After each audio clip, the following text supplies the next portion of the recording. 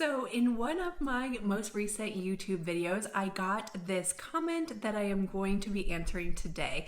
And just as a side note, I love to create this super helpful content for you guys. So if you have any questions about anything you want to learn for family and newborn photography or the business side of photography, leave me a question on this video and I would be happy to create another video just for you to learn more about photography for free. Okay, so on my recent YouTube video, I got this question from Natalia.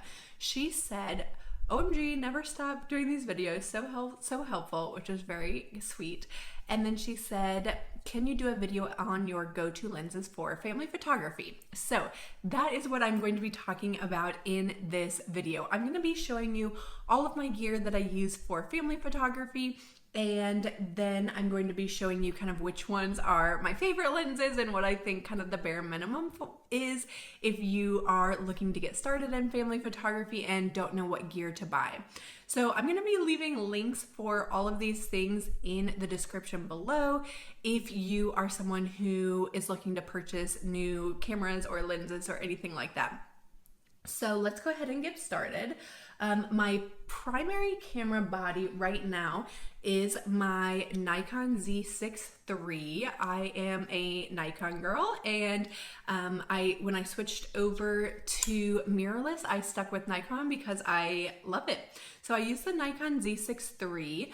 I primarily got this for the video capabilities because if you didn't know, I offer family and newborn photography and videography, and the Z6 III is amazing for videography, so that is why I upgraded to this camera. And my backup camera body, which used to be my primary body, is my Nikon Z6 II, which if you only do photography and you're not really interested in doing videography, I actually think that the Z6 II doesn't have that many differences from the Z6 III. I really don't notice a difference in photo quality at all. I only notice a huge difference in video quality. So if you are looking to get into videography, if you think you might want to get into videography at all, I actually would really recommend the Nikon Z6 III. But if you're someone who knows that you just want to stick with photography and you're not really interested in videography, I would just get the Nikon Z6 II because, again, I don't notice a difference in the photo quality at all, so I would just go ahead and get the cheaper version. But keep in mind, if you are charging people for photos, if you are running a business, you are going to want to have a backup camera, and it doesn't have to be the same exact body as your primary body. Like I said, mine isn't, but it should be a professional body of some sort so that if something happens to your primary camera body, you have that backup. And trust me, if you are in business long enough, it will. Something will go wrong and you will be glad you have a backup.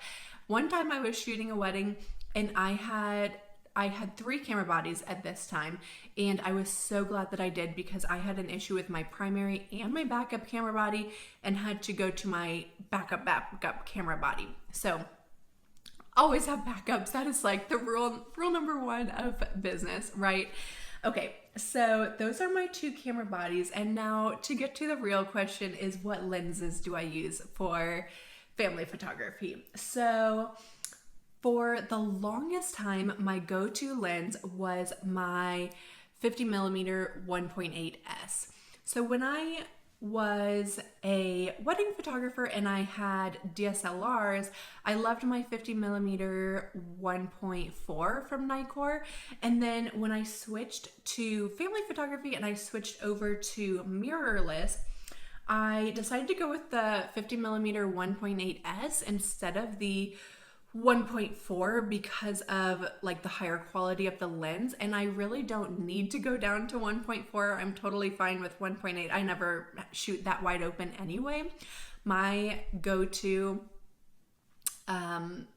f-stop is 2.2. I almost always shoot at 2.2 unless I have a reason unless I have a reason to use a different f-stop. And side note here, if you're someone who is looking to learn more about shooting in manual or just like what to what camera settings to use in different types of tricky lighting scenarios, I have a free camera settings cheat sheet for you that you can download for free in the description below. Okay, so I, for the longest time, used my 50 millimeter. I think it is the perfect focal length for families.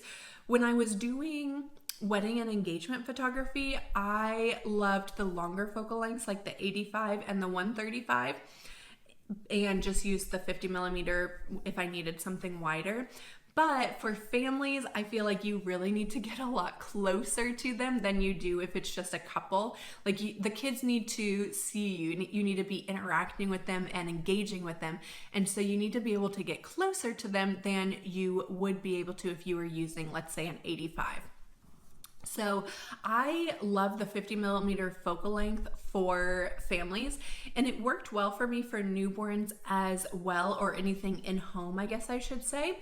Although sometimes I would need something a little bit wider if I wanted to get like a full room shot, or if I was in a house that was particularly small. And so at that time, what I would use would be my 24 millimeter 1.8, which is pretty wide. You're gonna get wide room shots with that, or you'll have to get up really close to get those close-up shots. So it's a different look, and it worked, and that was fine. I rarely used it, but I would use it again for those in-home sessions. So I used that combination of 50 millimeter and 24 millimeter for a really long time for families.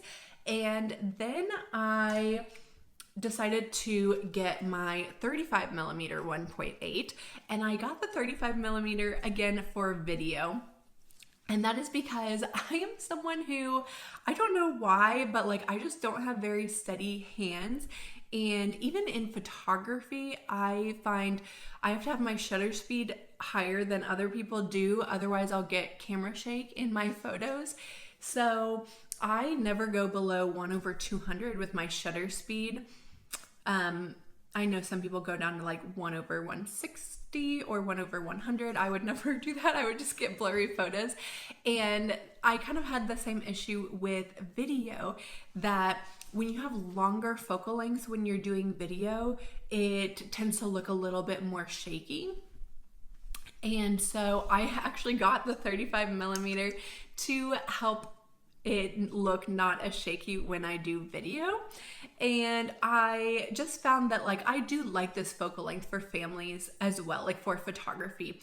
I will say it depends on the scenario, because we have a lot of mountain views where I live, but the mountains, they're not super close, they're a little bit far away. And so if you use a 35 millimeter, the mountains are gonna look even farther away, or sometimes you can't even really tell that they're there if someone's using a 35 millimeter, which I know is a really popular focal length for families. But if you're using a 50 millimeter, it makes the mountains look a little bit closer. So that's something to keep in mind. The longer your focal length, it's going to make your background look closer, and the wider your focal length, it's going to make your background look farther away, and you're going to take in more of, you know, like what's right in front of your camera into it. It's going to look, you're going to have more of that in the frame. So anyway, I like the 35 millimeter, especially for video, because it helps my video not look as shaky.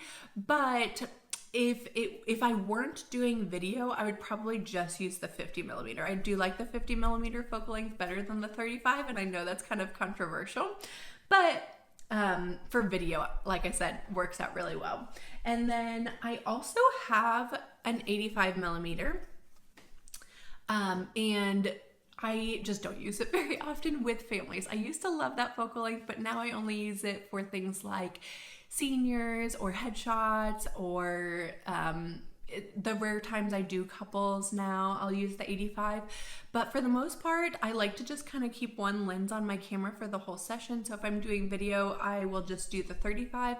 And if I am not doing video, I'll usually just do the 50. But again, as photographers, if we're charging people money And if we are professionals running a business, we need to have backups. So you can't just have one lens, you need to have at least 2 lenses. And those can be the same lens if you want. Like if you just love the 35mm and you want to just have 2 35mm, one's a backup, that's totally fine. Or have a 50mm and a 35mm, and one you use more than the other, and the other one, you know, is a backup or you use it every once in a while. That's kind of what I would recommend, is you have 2 different ones, and they're both ones that, you know, would work well for you. If one of them wasn't working, you could use the other one. So I hope you found this video helpful. That's what I use when I do family photography. It is totally a personal preference, but I feel that most people either use a 35 or a 50, and I told you my personal preferences, but why don't you go out and figure out your personal preferences. If you are really not sure, it's always totally fine to rent a lens before you buy it, so you can make sure that you really like what you're getting, because everyone has different opinions on this and there's no right or wrong answer. So I hope this was helpful. If you have any questions that you want me to cover about family and newborn photography, I would love to do that for you. Leave me a question down in the comment section and I will address that in a next video for you. Can't wait to see you in the next one.